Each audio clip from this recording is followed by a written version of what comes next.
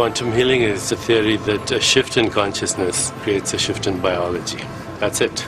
We try and get into every aspect of a patient's life, their relationships, their hopes, their dreams, and then we combine it with a ritual of deep meditation, massage, and really a lot of spiritual counseling, including the fear of death.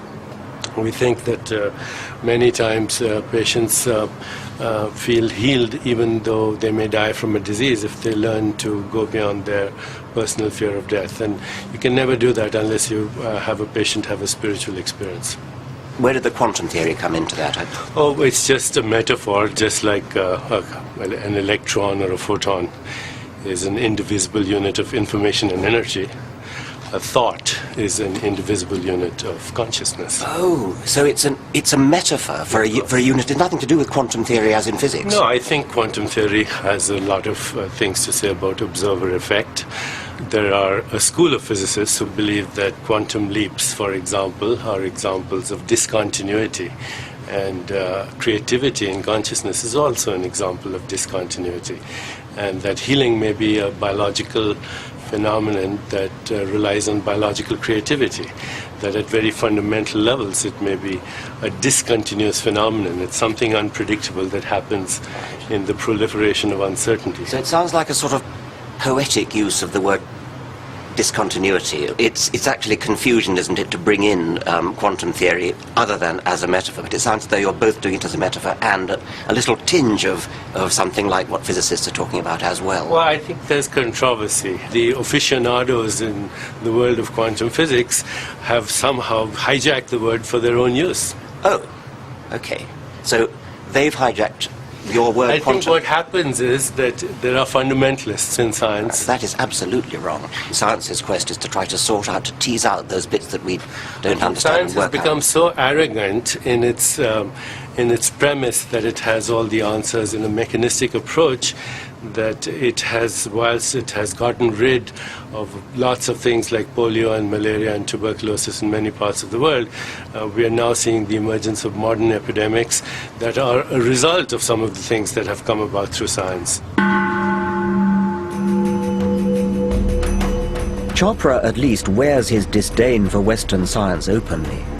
The rest of us are prone to politely blurring the vital distinction between science and mumbo-jumbo. If you want to pay for unproven potions and use them in the privacy of your own home, all well and good.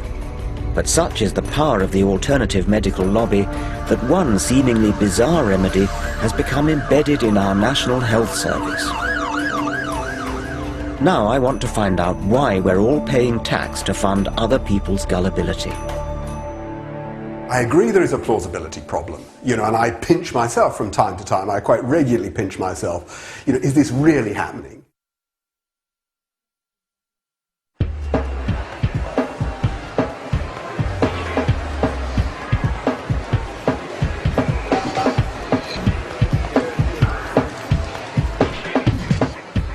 It's the hottest alternative health fad. It boasts an impressively vast and well-stocked medical cabinet. It's endorsed by royalty and the stars, and is doing a booming trade in high street pharmacies. 500 million people worldwide claim to use it. What is it? It's a system for dosing up on a dilute solution of water. Welcome to the bizarre world of homeopathy. Homeopathy was dreamed up in the late 18th century as a way of boosting the body's vital spirit.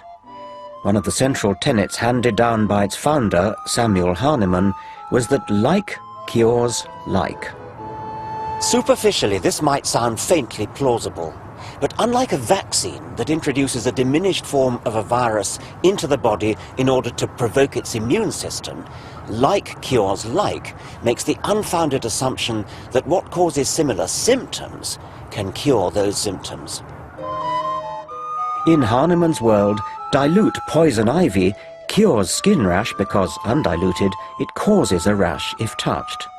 By the same principle, red onion can alleviate streaming eyes and snake venom stiffness. But amazingly, homeopathy gets even stranger still. Homeopaths claim that the more you dilute an active ingredient in water, the stronger medicine it becomes. Most homeopathic remedies are marked 30C. What does that mean? It means 1 part medicine to 100 to the power of 30 parts water. How much? A drop in a fish tank? No? A fish tank is nowhere near big enough.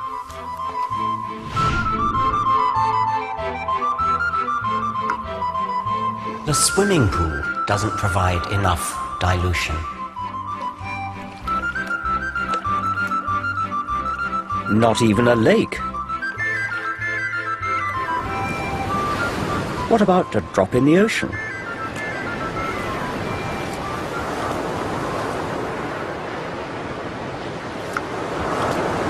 But it turns out that even the sea isn't big enough. For the really approved homeopathic recipes, in order to get 1 molecule of the active substance, you need to imbibe all the atoms in the solar system. To science, it just doesn't make sense. Even homeopaths acknowledge that there is not a single molecule of active ingredient in the bottle they sell you. It's just water. So how can it possibly work? In an attempt to resolve the paradox, homeopathy boldly paddles further up the creek of pseudoscience, claiming that water somehow has a memory of the now completely absent active ingredient.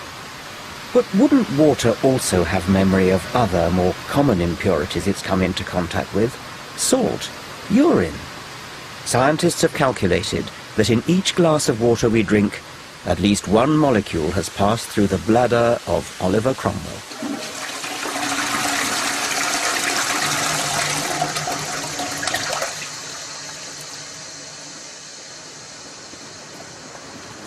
Incredibly, you and I are paying for this unproven industry through our taxes.